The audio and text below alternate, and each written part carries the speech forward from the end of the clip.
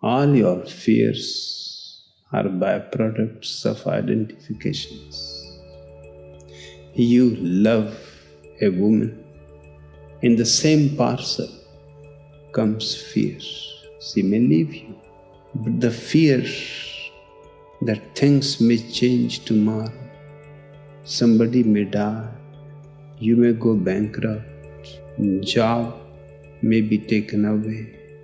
There are 1,001 things which may change, and you are burdened with fears and fears unnecessarily.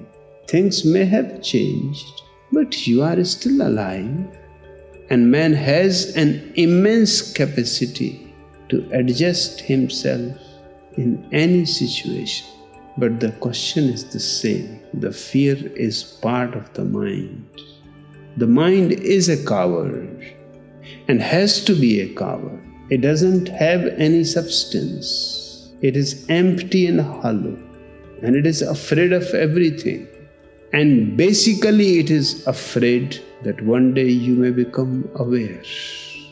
You're coming to a state of meditation where mind has to disappear.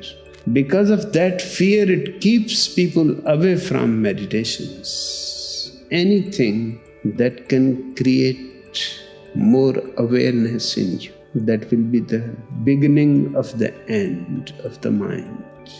The greatest discovery in life, the most precious treasure, is of awareness. Without it, you are bound to be in darkness, full of fears, and you will go on creating new fears. There is no end to it. You will live in fear, you will die in fear, and you will never be able to taste something of freedom. And it was all the time your potency. Any moment you could have claimed it. It is your responsibility. Our life is so uncertain, especially now. There is uncertainty of livelihood, uncertainty of wars, and so on. Politically, we're anxious. That means we are frightened. You may lose your job. Physiologically as well as biologically, one may get ill. Again, there is fear. And psychologically, inwardly, there is the fear of loneliness, fear of not succeeding, fear of not being loved, with all its many, many branches. Whether it's possible to have no fear whatsoever. Because to live under fear is the most appalling thing. It's living in darkness, living in such, it brings a sense of shrinking, isolation. You cannot solve this thing. Therefore you withdraw. And from that withdraw fear, all kinds of neurotic actions, ill health, psychosomatically, it reacts. So you must find out for yourself if fear can end. If one may ask, are you aware of your fear? If you are, do you see the consequences of it? The running away from it, rationalizing it, suppressing it, or avoiding it, and the identification becomes greater and greater. Now, what is the root of fear?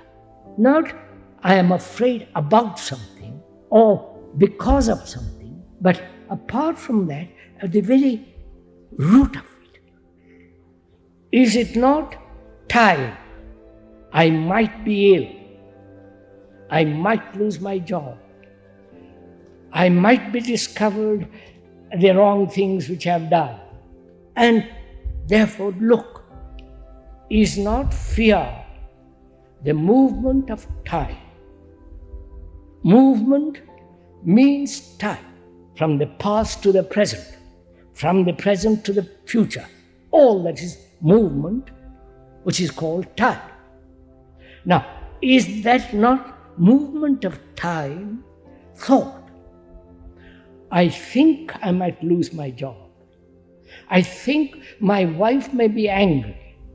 So can you observe the movement of time, which is thought, which is the root of fear. Observe it without trying to do something about it. I want to find out why I'm afraid. I can find out the various causes of it. That's fairly simple.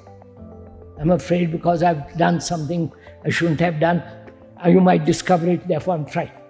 Am I actually in contact with fear, or I am in contact with the idea of fear? The idea of fear or actual fear?